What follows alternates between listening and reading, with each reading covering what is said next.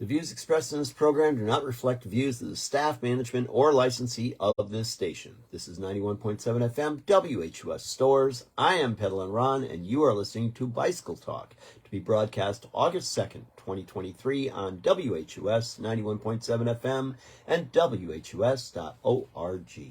Welcome to Bicycle Talk with my friendly co-host, the lovely Dr. Fran Storch. There's her hand. There you go. If you're listening to this, Fran stuck her hand in front of the screen. Anyway, we are recording our shows now on Facebook Live, and you can feel free to comment below, and we should be able to respond. Bicycle Talk is a show where we talk about bicycles, bicycle culture, the bicycle advocacy, upcoming news in cycling, the bicycle business, and the bicycle calendar. If you have a comment or you'd like to add information to the show, then you can reach out and contact me right down below or at bicycletalk1@gmail.com. You can listen to past episodes of Bicycle Talk on WHUS.org, iTunes, and Spotify. Ron's Rant of the Week. Tornadoes in eastern Connecticut. Yeah, we had a tornado alert. I don't like scary weather. I'm not a fan. You got to get closer to the mic, Franny. So anyway. I don't like scary weather. There we go. Now she's got it. So anyway, she doesn't like scary weather. We had a little tornado alert yesterday, and so close was that tornado. Yesterday? No. Wait. No. Yes. Saturday. Whatever. Someday. It was Saturday. So anyway, we had a little tornado alert, and we don't get tornadoes here. I know you folks out in the Midwest, you get these things all the time, and it's just another day in the sun, or not in the sun, so to speak. But, we get them very, very rarely, and sometimes they get pretty close. Well, this one was a mile away. 1 mile from the house. There's some awesome photos out there that people took from a distance to show where exactly it was, and it was really like a mile from our house, so not very far away. So I'm just going to mention, did you know that a moderate increase in bicycling each year could save 6 to 14 million tons of carbon dioxide? Why do I say this, you ask? I'll tell you why I say it. Because rising concentrations of this chemical compound at unsustained levels result in increased warming and harming of the planet.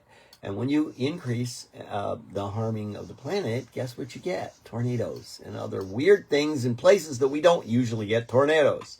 And floods where you don't usually get floods. And heat waves where you don't get heat waves. And massive snowstorms where we don't get massive snowstorms. Ride your bike, folks. Ride your bike. It's Ron's Rant. That's what I rant about. I rant about bikes. Because bikes can save the planet. Get it? I know it's a crusade. Oh well. I'm on it. You're listening to it. We'll move on now to the positive side. But of course, this and more in the show. But wait. It's the Tour de Femme, or as Fran likes to call it, the Tour de Girl. What a great race. Great coverage. Great. And now, and wow. Those ladies can move their bikes. The time trial yesterday in the Tour de Femme, that was yesterday, by the way. The time trial in the Tour de Femme yesterday, 30 mile per hour average speed. 30 miles per hour. You think you're something on your bike? You're nothing. You're nothing unless you can keep up with those world-class women cyclists at 30 miles an hour. I'm going to make a mention here, too. It's not a whole lot different for the men than it is for the women.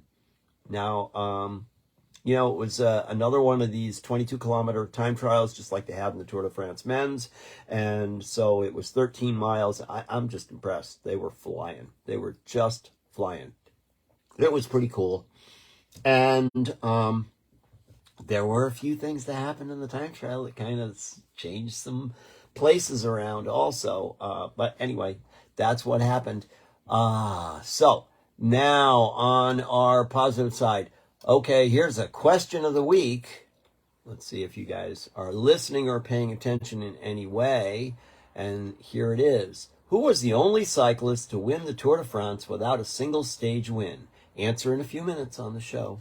I'll let you ponder on that for a little while. You'll probably Google it on me. But anyway, Alexa probably knows. Anyway, the Steeplechase Bike Tour is heading our way. Less than 3 weeks. It's 20 days away. 20 days to go. Saturday, August 19th.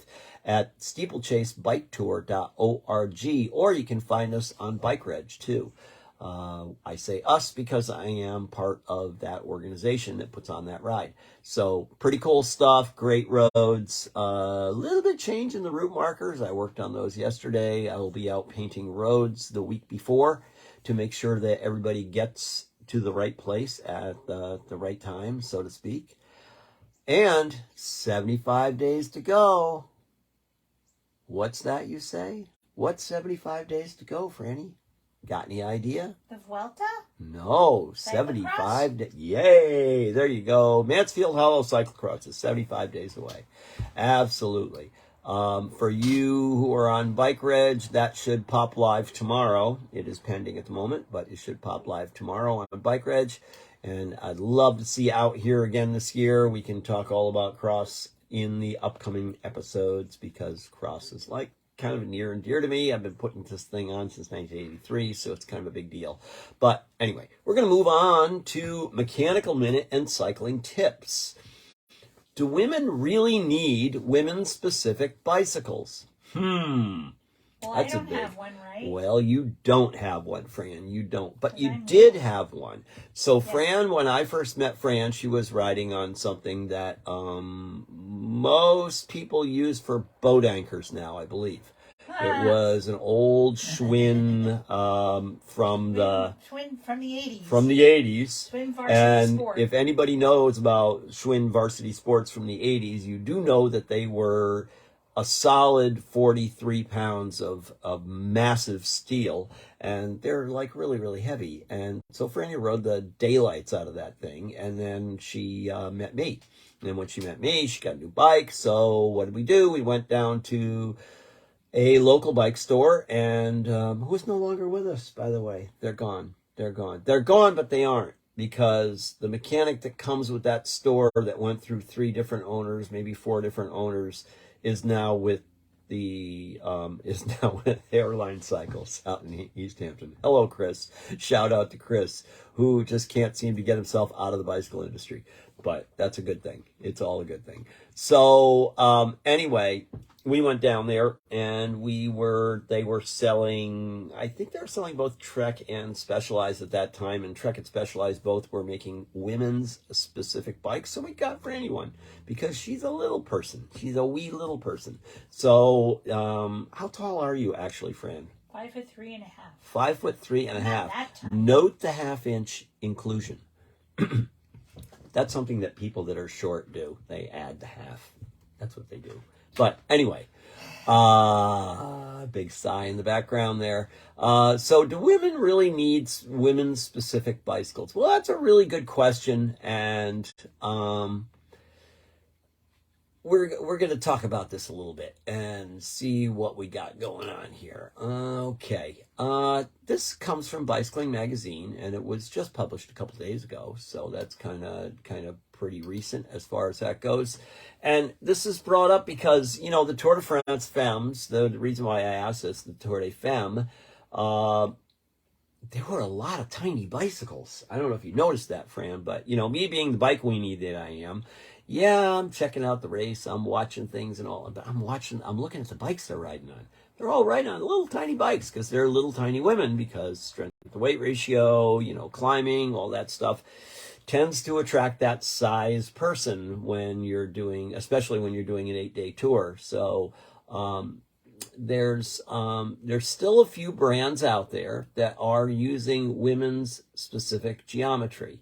It wasn't long ago there was a sudden surge in the number of women's bikes, women's specific bikes, women's geometry, specific design, WSD, women's specific design, available from all the big brands and the small. There are even a few brands like Terry, Liv, Juliana that made only women's bikes. In some cases, these bikes follow the shrink it and pink it philosophy. Boy, we hate Shrink that. it and pink it. Shrink That's it and brilliant. pink it. Oh, yeah. That's what we used to call it in the industry when I was in the industry. Which was a little more than painting the smallest frame a feminine color and calling it a women's bike. But other brands developed specific geometry on studies that delineated the differences between men and women. Among those differences, studies stated compared to men, women had longer legs, longer arms, shorter torsos, narrower shoulders, and different proportions of upper and lower body strength. They're built like me. I'm all legs and all arms and no torso. So it's not really women specific. But anyway, that's another story. We can't ignore another factor behind the surge of women's bikes, pure marketing and advertising. Of course, you want to market to women because women buy more things than men do. It's known. It's well known. The other thing is, if you can get your woman friend that you might be living with or whatever, or spending your life with, interested in buying bicycles, then it's not so bad when you buy a new bicycle. That's a good thing. That's from the guy. That's a guy's standpoint there. So anyway, and how many bicycles are the correct number of bicycles, Fran? N+1. N+1, absolutely. So, someone said to me the other day, he said, I'd get another bike, but he goes, I'm running out of places to put them. And I said, build another garage. That's all. Just one for the bikes. There you go. It happens. I've seen it before. I definitely have. So, women-specific bikes are a tool to make a brand seem welcoming and to 50% of the population. The ultimate goal is assessing their buying power. Today, women's bikes are rarer than they once were. It's all true. If you scan the offerings from brands that historically produced many women-specific options, including Trek, Specialized, Cannondale, and many others, you'll find few, if any, bikes labeled as women's, especially in upper market models. And we just recently ran into this situation. I'm going to say it from one of those manufacturers. A friend of mine is looking for a bike. She is barely 5 feet. She's very small. And actually, I had her try to sit on one of Fran's bikes one day when she was over here, and the seat was too high. So just to give you an idea. And Fran's pretty short. So anyway, yeah, you're 5'3". I would stretch that to 5'2", but that's all right. Or maybe I'd shrink that to 5'2". I don't know. We get shorter, You do realize that. When asked why brands have reduced and eliminated bikes labeled as women specific, we're typically told that the body proportional studies that were the basis of women specific geometries are no longer considered accurate. Thank you. So this particular bicycle that we got for Fran many years ago, I, of course, work on all her bikes. Which one are you talking about now? Since I have N+1. The S bike. The blue one. And I'll actually mention them right now because in this article it says Specialized, for example, cites the data collected by its retool fitting program. We've learned that all riders are unique and that the stereotypes of body shape are largely inaccurate. Body proportions vary as much within a gender as between them. Based on this, all of our bike platforms are designed for all riders. Thank God they woke up. Because let me tell you something about this bike that she had. I work on bicycles all the time. I worked on Fran's bike. She has her personal mechanic. She has her domestique. She has her soigné. Wrench. Yeah, not my soigné. I take care of everything. So anyway, I'm getting soigné today. I was working on her bike and I took it out for a ride and rode it down the road and I went, oh my God, I have got to get her off this bike as soon as possible. It was women specific, very women specific. The worst riding bicycle I have ever ridden on. I think it assumed that women don't like to corner. It was also known as a POS. I'll let you fill in the numbers as far as that goes. So here's the deal. You couldn't go around a corner with the thing to save yourself. It was horrible. It was chattery on the downhills. It was a death trap of a bike. And this is what both the S company and the C company, the S company, the C company, and the T Company were all putting out these bicycles in women-specific geometry, which fit their upper bodies great, but they rode horribly. They were terrible. So as soon as we could, and I think it was probably within a year and a half or so when you had put on more miles on that bike than ever should have been put on in the first place, I introduced you to European designed small bicycles. Yeah. And I'll do a shout out to Pinarello on this one. Pinarello was the bike of choice at that point because they had a nice small frame, good quality. Figured, let's give this a try. Of course, I put the bike together because it was a buy a frame, buy a parts kit kind of thing, and built the whole thing up. Got it out on the road, took it out for a ride down the street, and went, oh my God, took my hands off the handlebars. I could wave to people when I went by. I could pedal it, balance fine. Everything was good. It was planted on the road. It was perfect. Absolutely perfect. Took Fran out for her first ride on it, and I think that, oh my God, was one of the few things that was said. I think there were a lot of things that were said about it, but we went out for our first voyage on it. Of course, I try to, whenever I put somebody on a new bike, I really like to go easy the first few rides because I want them to get used to the feel of the bike because they all have personalities. They're all a little different as far as that goes. So anyway, all of a sudden the bike rode right. And that's my whole point about the whole women specific thing. So if you're looking at someone who's like super, super small and they've got really, really short legs and really short torsos, you may end up having to just go to a custom bike because it may be your only choice. But if you can get a nice, small European style frame, and I'm only saying European style because my friend, who I started talking about earlier here in this conversation, went to a local bike shop and they have a particular brand of bike, and the only bike she could get that was small enough for her was a high performance race bike. And that's just not the right thing. It's just not what she was looking for. She was looking for a road endurance bike, and she was looking for something that would be fast but comfortable at the same time. All they could offer her was a racing bike.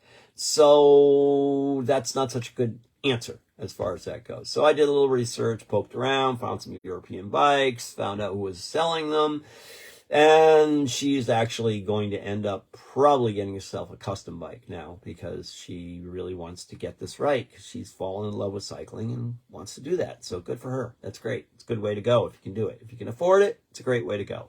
So they're doing specific measurements on her and they're going to take it from there. But the fact that you can check me on this and correct me if I'm wrong, but the American companies that are out there, the American marketed companies that are out there, are not paying attention to small frame sizes and endurance frames. Makes me a little suspicious. So not such a great thing. Anyway.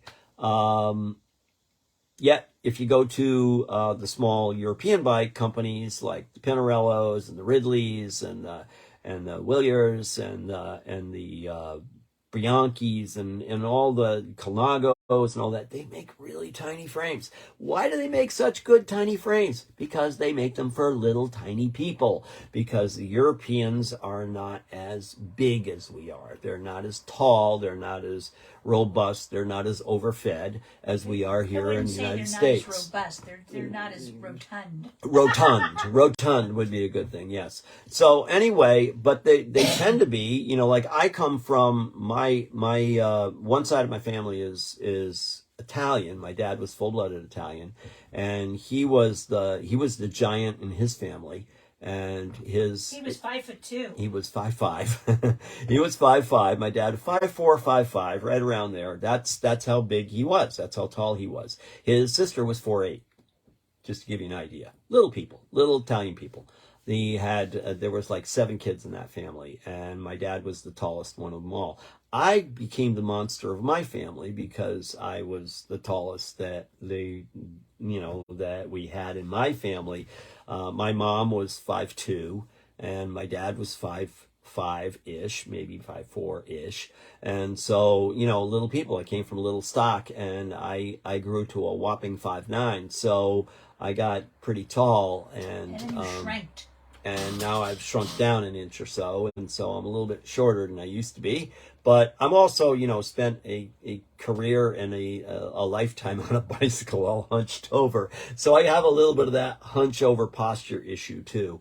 But anyway, that's what we got. So here's where women's specific bikes come into play.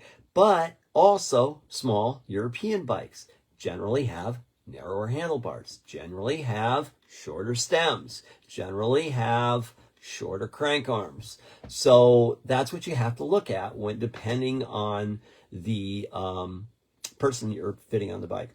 Once again, most important thing is fit. Fit. You want to get a good bike fit if you're gonna really spend some time, looking at becoming a high level rider, or even an occasional rider that just wants to be comfortable in riding bikes. You need to get something that's going to fit you right.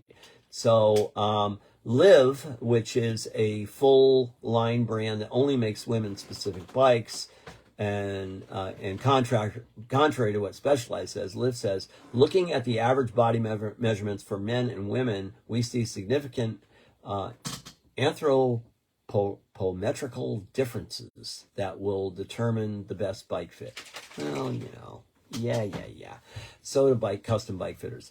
Juliana, which only makes mountain and gravel bikes, is another women's focused brand. However, the frames are shared with sibling brand Santa Cruz, and only the paint and graphics differ. Juliana Joplin, for example, uses the same frame for the Santa Cruz Tallboy. However, Juliana's models often have slightly different spec than their Santa Cruz counterparts. Yeah. Well, anyway, what you really need to do is you need to get a bike fit. And you want to make sure that in that bike fit, you get the right size bicycle for what you're looking for your needs and your requirements. It's very, very important. But generally speaking, women are going to ride on smaller bicycle frames than men are. And not always. I've seen all different things. I ride on a bike that has a very short top tube because I have a very short torso. So I have really long arms, which helps compensate for that, but not to the point of comfort. So the short torso, even with my long arms, I'd be reaching out too much. Fit is more important than color. Yeah, Kim with the pretty purple bike. Don't you give me that. I know what you're talking about. Yeah. So anyway, hey, Kim, great riding with you the other day, by the way. And thank you very much for taking everybody back for me. I do appreciate that. I was staying back with my friend Pat, and we were taking care of my friend Billy and making sure that he finished his ride okay. And he did. It was good. So anyway, but yeah, the fit is key. The fit is key. Start with the fit and go from there.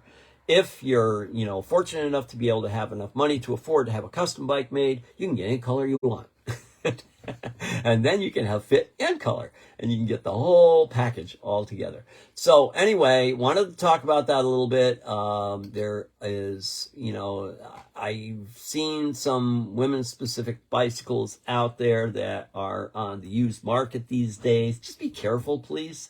They're not everything they're cut out to be. So you really want to make sure you get the right size bike. And a really good Euro-designed bike, I'll just say Euro-designed because maybe that's a better way to be specific here, is probably going to work just fine for a small woman. I saw a lot of them in the Tour de Femme this year. Lots of them. And it's... I even know of people that used to ride professionally years ago that could not get that brand bike that they were supposed to be on to fit them right, and they had a custom frame made, and then they painted and decaled it to look like the team bikes, because the fit is important, folks. It's super, super important. So anyway, let's see, what do we got here? So that kind of covers that size thing I wanted to go over here with you. So do women really need women specific bikes? No, they need small bicycles that fit them correctly. and they need a good mechanic that will take care of them and a good fitter that will fit them on the right bike too. So anyway, let's start with the finish of the Tour de Femme, or as Fran calls it, the Tour de Girl. Somebody told me that wasn't very nice, Fran, but that's okay. Well, you know, I mean it in a nice way. yeah, I know you meant it in a nice way. I know. But anyway, what would Gloria Steinem say? I don't know. She's a different era than me. She is a different era. She is definitely a different era. Reclaimed girl. Okay. Girls can be girls. Girls can be girls, and boy, can they ever. If you were watching the Tour de Femme, Stage 7 was the one. Boy, everything went crazy on Stage 7. Lots of big changes. Huge hills. The Tourmalet. Kim, didn't you go up the Tourmalet at one point? I think Kim did that. I think so. I believe she did. That was a crusher, man. It was a total crusher. And it really separated everyone in a very, very dramatic way. So, anyway, the top 10 finishers are, well, we'll do the top 5 here in the Tour de Femme 2023. Demi Vollering, woohoo, boy, good ride, girl. Really amazing. Her teammate, Lottie Kopecky, 3 minutes behind her. Now, remember, Lottie was wearing that yellow jersey for most of the tour.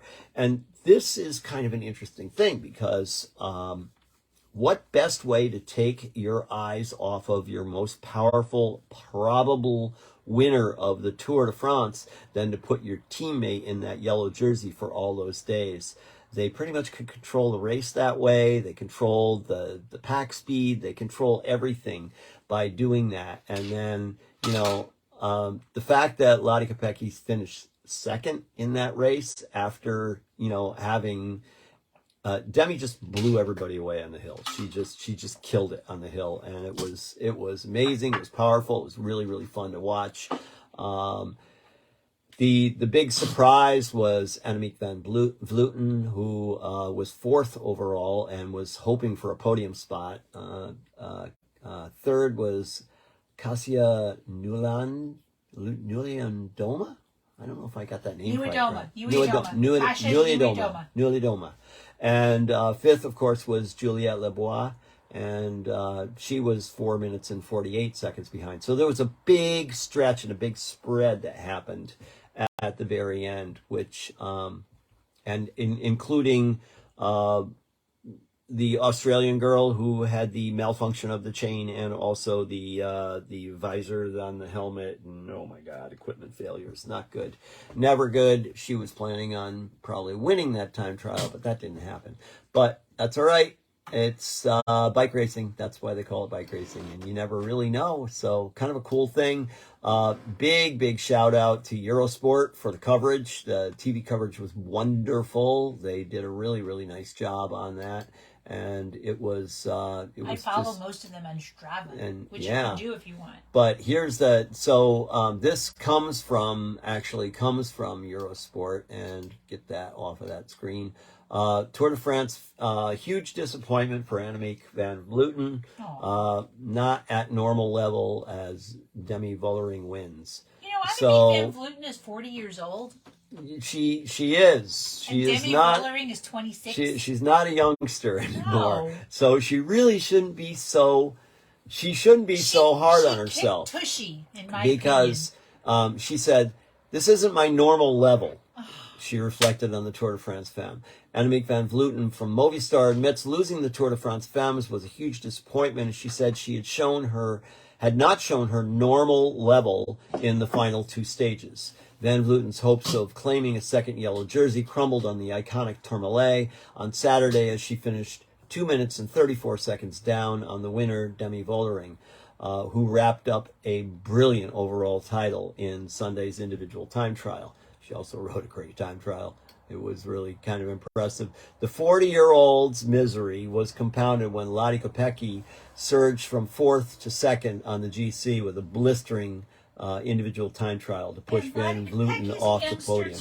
Right. And the thing is, Van Vleuten, she thought she was going to be able to do really well, if not win the time trial. And, you know, Kopecky had a great tour. She had a really, really good tour.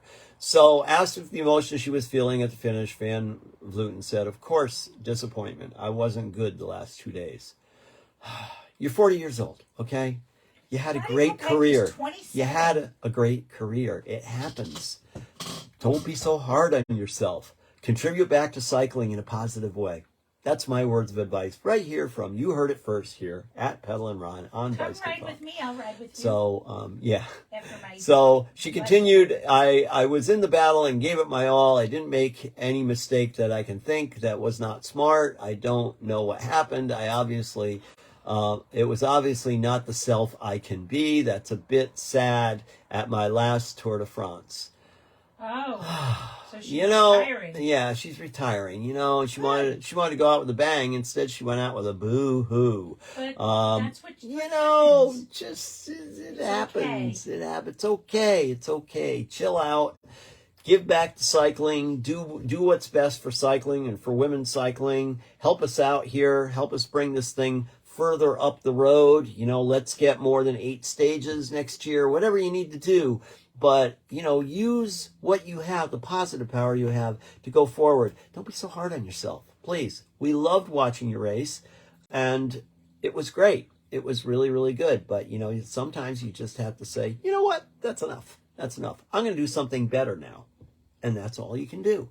So anyway, I wanted to talk about it a little bit because I think she was just wicked hard on herself, and she shouldn't have been that way. But who am I to say? Who am I to say? So anyway, it was a great race. It was a dominant stage on the Col de Tourmalet. Just a killer race to watch. Really, really good stuff. That stage 7 was painful to watch. It was brutal. It was absolutely brutal. So, Yara Kostelijn, that's how you say that, took the super competitive battle award to with her win on stage 4. I mean, there was just all sorts of cool stuff that was happening in the tour, and it's just fun to watch. It's just totally cool and fun to watch. So anyway, good stuff.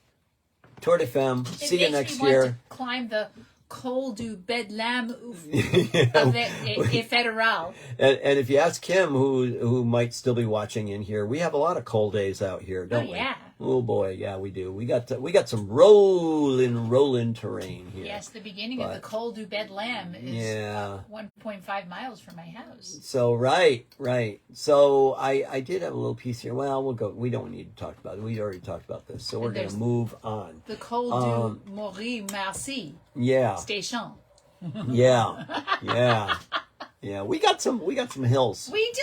If you have never ridden out here in northeastern Connecticut, I will tell you right now, it is a challenging place to ride. The Col de and Estebrooks. our average foot per mile out here is somewhere between 60 and 65 feet per mile. And if you can go out on a nice ride where you're really running around 50 feet per mile, you're having a flat ride. That's as flat as it gets out here. And I didn't even check on Saturdays because I forgot to turn my computer off and recorded all sorts of stuff. But you could probably look it up for me and pull it off of somebody else's Strava. But that was a flatter ride than what we've had in the past.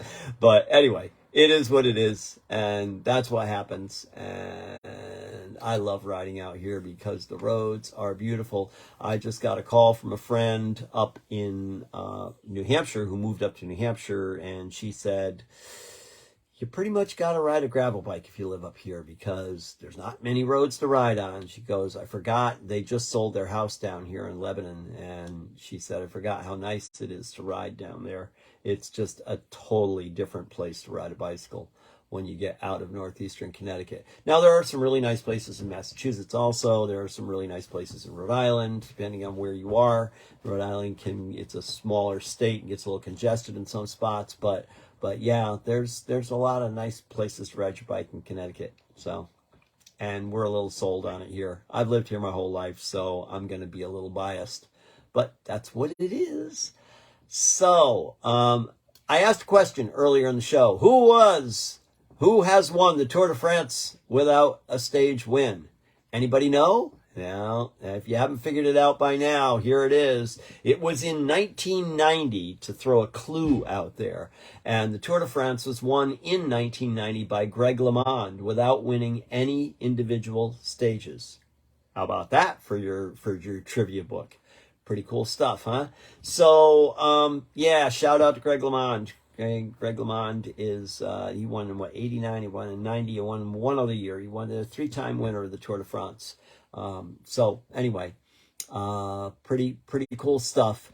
Moving on to something I started out with earlier. We were talking about the tornado situation. So we're going to bring a little piece in here about bicycles and climate change. That was scary. Yeah, so climate change. So why are we talking climate change? Well, because it's in the news, it's everywhere. And so I really wanted to emphasize this because this is, well, we can fix this problem. We can't fix the problem because we've done an awful lot of damage. And, you know, Peddlin' Ron likes to get on a soapbox now and then, if you hadn't noticed. And so a moderate increase of bicycling each year could save 6 to 14 million tons of carbon dioxide. I said that earlier in the show. So tackling climate change one ride at a time. Here we go. This is from People for Bikes. The peopleforbikes.org is the website if you're looking for it. So research proves that bikes can help lower our carbon emissions and make a difference. It might not be as difficult as we think. As a nation and in our world, stands a critical point for taking action against climate change. According to a recent report from the Intergovernmental Panel on Climate Change, a scientific branch of the United Nations, without immediate, rapid, and large-scale reductions in greenhouse gas emissions, limiting global temperature warming to 1.5 or even 2 degrees Celsius will be beyond reach. With that forecasted increase in temperature, the extreme droughts, heat waves, forest fires, and floods in the world that the world is experiencing will likely continue to worsen in the next 30 days. It could be 30 days. You never know. We are on record for the hottest year ever right now, just so you know. The report states that cause of this warming is clear: human activity. The largest contributor being the burning of coal, oil, and other fossil fuels that began in the 19th century as a byproduct of the Industrial Revolution. One major solution is also clear: an aggressive curbing of carbon emissions is necessary. In a world so heavily reliant on burning fossil fuels, that task might seem daunting, bordering on completely unrealistic to some. However, when you dive into the numbers, you might be surprised at how a small act of riding your bike can make a difference in achieving these monumental climate changes. Let's look at the big picture. All right. According to a 2019 study from the United States Environmental Protection Agency, transportation is responsible for the largest share of U.S. greenhouse gas emissions, 29% of overall emissions by economic sector. 58% of these transportation-related emissions come from passenger vehicles. When Americans take 11 billion trips every year, 4 for every person in the U.S., and 87% of those trips are made in personal vehicles, it's easy to see why our emissions from transportation are so staggeringly high. So where do bikes come into the question? Unsurprisingly, bicycles are one of the lowest carbon emitting modes of transportation. One of the lowest, yeah. Private vehicles emit 0.96 pounds of carbon per mile. Buses emit 0.64 pounds per mile, and bikes only emit 0.07 pounds per mile. Taking into account that emissions from manufacturing the bike and the food required to fuel the rider, because the electric bicycles require less fuel and calories burned to ride and the same distance as traditional bikes, they come out in an astoundingly low 0.05 pounds of carbon emitted per mile. According to the study conducted in Europe, if 10% of the population were to replace one car trip every day, you hear me talk about this on the show a lot, don't you? I know you do. Replace a car trip a day with a bike ride, overall carbon emissions from transportation would drop an equal 10%. The same study showed that choosing to ride your bike instead of driving just once a day could reduce your personal transportation-related emissions by 67%. Research was done by Portland State University showing that if 15% of car trips were instead by electric bicycle, we could see a 12% decrease in transportation-related emissions. This is a no-brainer, folks. And I know I'm preaching to the choir, and I preach to the choir a lot here because we all ride bicycles. If we're listening to this show, we probably ride bicycles. If we are trying to convince someone that, maybe riding a bike does make a lot more sense, then please feel free to share this program over to, a friend or family member or, someone who's just dyed-in-the-wool, consumer of petroleum products. You probably won't go very far, but that's all right. At least we tried. At least we tried to get the information out. So now the question is, how do we get people to shift their travel from 4 wheels to 2? Thankfully, the data is still on our side. The Federal Highway Administration's 2017 National Household Travel Index provides an in-depth look at Americans' travel behaviors and reveals some staggering statistics. Remember that a 1.1 billion trips per day number from earlier. According to the National Highway Traffic, the 48% of those trips are 3 miles or less. Just over 20% are 1 mile or less. To view that data on Bicycling Lens, half of all trips taken by Americans every day could be made by a 15-minute or less bicycle ride. Got that? That's like, this is really, really cool information to bring when you're making a presentation at your local town and you want to see increased use of bicycle lanes and protective areas for bicycles to ride, for people to commute to work, that sort of thing. These are great pieces of information. Once again, you want to go to peopleforbikes.org and you can get all of this information. You can get it in other places too because it's readily available, because more and more people are starting to research this and realize that, this is probably a better way to go. Today's venture for me in transportation is probably going to be on the bicycle all day. I rode to spin class this morning, taught my class, rode back home. I have another one I have to teach later on this afternoon. I'm probably going to do the same thing, just ride my bike back and forth. Car stays parked. That's the way to do it. So once a week, Pedal Around Challenge. Remember it? I talk about it all the time. Of course, we understand that replacing 100% of one's car trips with bike rides isn't feasible for many Americans. But replacing just a few short trips every week can still lead to tremendous results. Next time you jump in the car, reset your trip odometer and see how far you really traveled. Odds are it was probably a pretty short trip. Depending on where you went, you may have even spent more time searching for a parking spot than on the road itself. And that goes to that Global Cycling Network challenge where they took the e-bike versus the car to see who could run the exact same errands to the exact same places and who could get back first. And guess what? The e-bike won. So there you have it. Trying to find a place to park your behemoth is not always an easy thing to do. And because the behemoths are more behemoth than they've ever been, sometimes finding a right-sized parking space is difficult to find too. So we'll move on. Whether you're commuting to work, running to the grocery store for last-minute ingredient, or just stopping to see a friend, choose the bike instead of driving. It will not only provide you mental and physical benefits of getting outside and being active, it will also help make the planet a cleaner, healthier, and more livable place. Combating climate change may seem like a daunting task to an individual, but if we all work together, we can make a big difference, one ride at a time. Isn't that a beautiful thing? So there it is. I don't like seeing tornadoes in places where they're not supposed to be. I don't like seeing tornadoes in any places in general, but you know what? I just don't like it. I have a great tornado story. I wonder if I should tell that tornado story. I told it to my spin class this morning.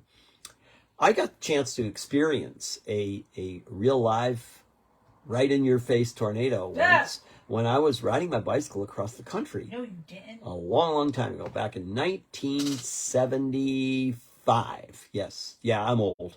I'll admit it. You are old. But I was a whopping 20 years old, very wet behind the ears, very, very naive to anything and everything out there. But I decided that this was going to be a life thing that I was going to do.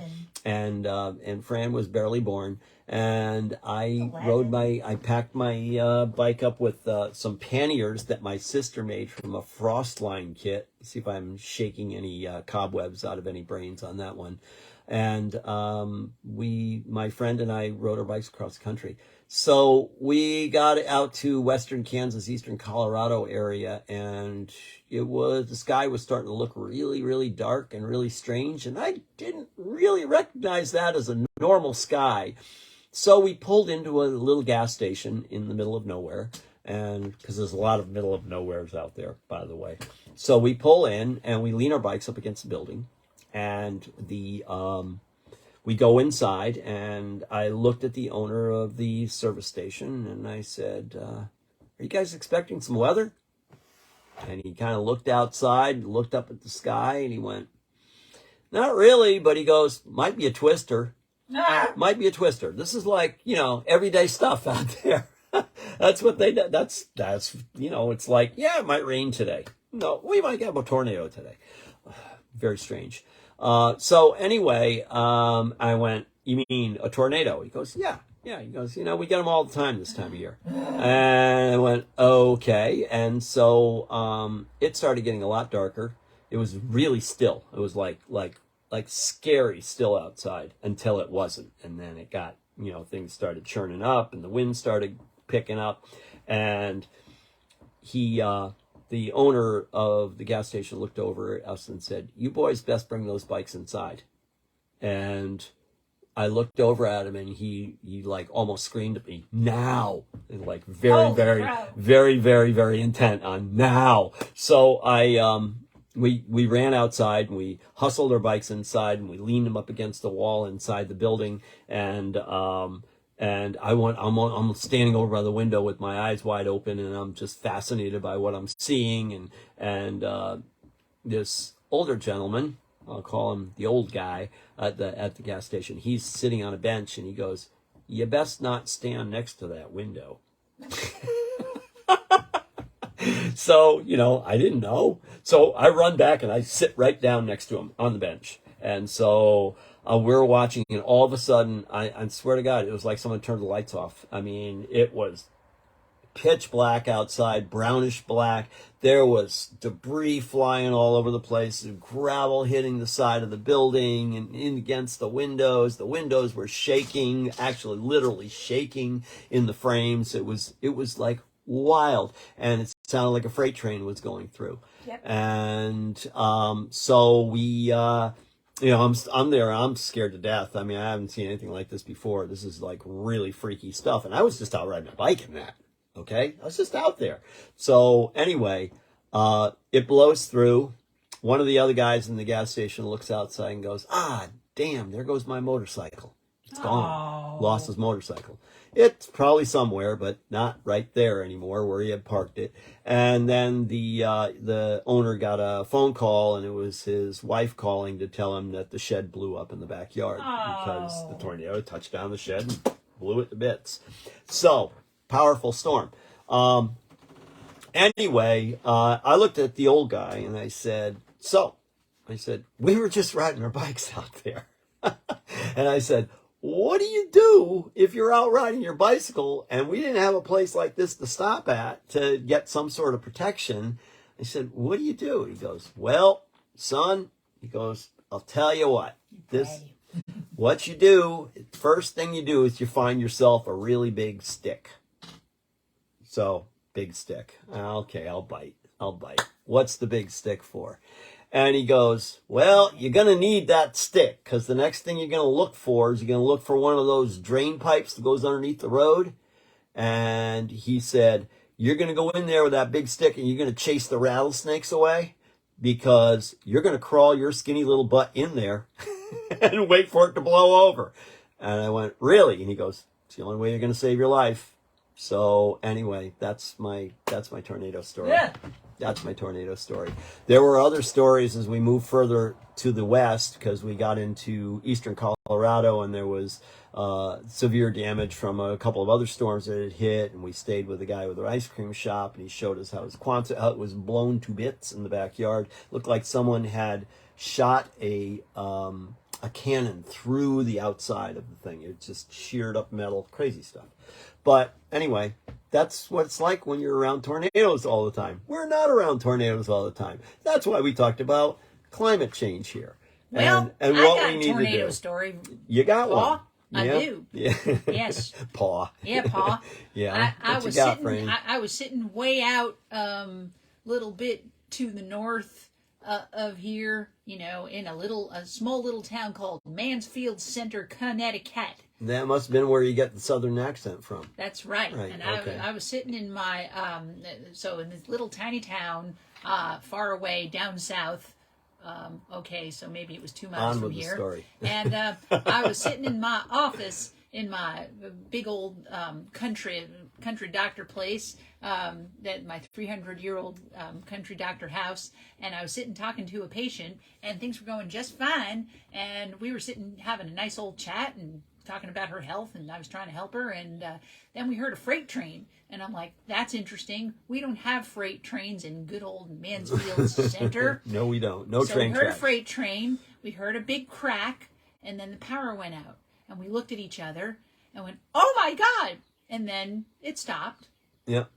And we looked outside, and there was a big pile of wood where a tree used to be. Right. And it was 10 feet from my window. Right. Right. Yes.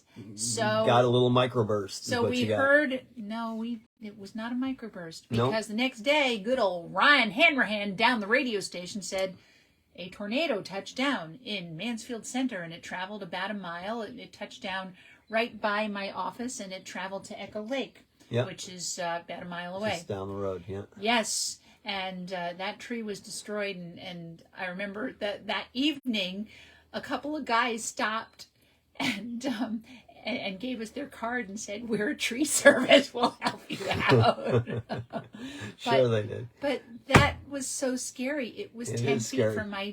from where I was sitting. Yeah, you never know. I mean, we lost, a group of 4 trees right out by our driveway here that got ripped up That by got a microbursted. microburst. Yeah.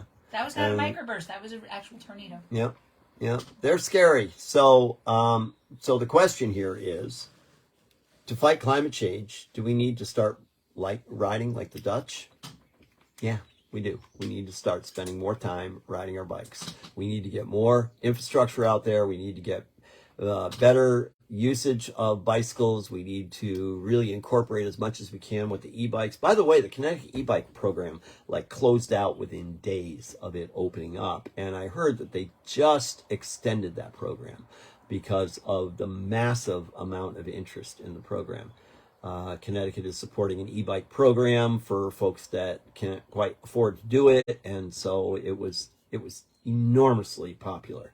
And within a couple of days, there were no more bikes available, or no more credits available to buy the bikes.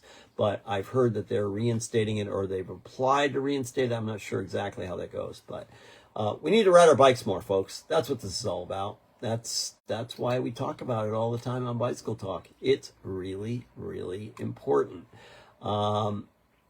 We just need to pay a lot more attention to it. So this program, this infrastructure program that People for Bikes is doing, is really kind of a cool thing, and they are proud to announce the Great Bike Infrastructure Project. You can go to their site to look at it. Taking a bold step to build more livable communities by advancing thousands of bike and active transportation projects in all 50 states. Last year, Congress passed $13 billion in federal funding for bicycle and pedestrian infrastructure projects over the next 5 years, an impressive 70% increase over previous years. People for Bikes is capitalizing on this once-in-a-lifetime opportunity to accelerate the construction of great places to bike and invites members of the bike industry, elected officials, advocates, and everyday riders to get involved and to build bike projects in their backyards. The Great Bike Infrastructure Project represents a major step forward in realizing our vision of becoming the best place in the world to ride a bike by focusing on projects close to home, said People for Bikes President and CEO Jen Dice. Building safe, fun, and connected places to ride your bike where people live is essential in that vision. By activating community support and providing local leaders with the tools and leverage, this unprecedented funding and building protected bike lanes, off-street trails, pump tracks, bike parks, and more, we're ensuring that Americans of all ages and abilities can experience the joy of riding a bike in their community. So, yeah, here it is. This is the answer, folks. We got to get out and ride our bikes. And we also got to move on to the very end of the show because we are completely running out of time, as we always do. We have events always. The bicycle game in Hartford on the early history of bicycles in Hartford. It's still going on, 1 Elizabeth Street, Hartford, Connecticut, at the Historical Society. The Steeplechase Bike Tour is coming up on August 19th, the 32nd annual Steeplechase Bike Tour. We will have more information on that in future shows. The 78th edition of the Vuelta a España is starting on August 26th, 2023. It's the Spanish version of the Tour de France, of the Tour of Italy. So, coming soon, Made. That's www.made.bike. A new industry and consumer bike event is highlighting the craft of handmade bicycles. And that is going to be on August 24th to the 27th in Portland, Oregon. Also, Saturday, September 30th, Charter Oak Park, Manchester, Connecticut, Rotary in Motion. It's a free event.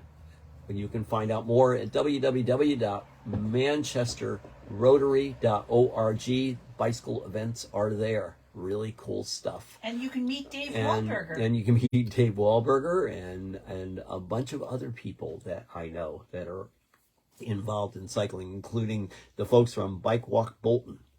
So, anyway, good stuff. So, busy week, finishing points here. Tornadoes. The Tour de France, otherwise known as the Tour de Femme. Upcoming events, including the 32nd annual Steeplechase, and yes, Mansfield Hollow Cyclocross. Coming soon. Yay, it's very exciting. Are you a small woman in need of a small bike? Women specific? Maybe not. Don't forget about the bicycle game at the Connecticut Historical Society in Hartford. I'm going to say it again. It won't be my last time. Get loud, get active. Our time has come. Stop complaining about traffic, dangerous roads, the price of gas, the lack of places to safely ride, and join the revolution of change. And use your bike one day a week instead of driving a car. You just might surprise yourself. Pretty cool. The views expressed in this program do not reflect the views of the staff, management, or licensee of this station. You have been listening to Bicycle Talk with my friendly co-host, Fran Storch, a show where we talk about bicycles, bicycle culture, bicycle advocacy, upcoming news in cycling, the bicycle business, and the bicycle calendar. If you have been listening to this on Facebook Live, you can always leave a little comment below, or you can drop me an email at bicycletalk1@gmail.com. You can listen to past episodes of Bicycle Talk at whus.org, iTunes, Spotify, or your favorite podcast outlet. If you want to contribute information, drop me an email. This is Pedal and Ron. Remember, keep that rubber side down and the wind at your back. Get out and ride your bike. It really could save your life. This is 91.7 FM, WHUS Stores, and WHUS.org. Thank you for listening.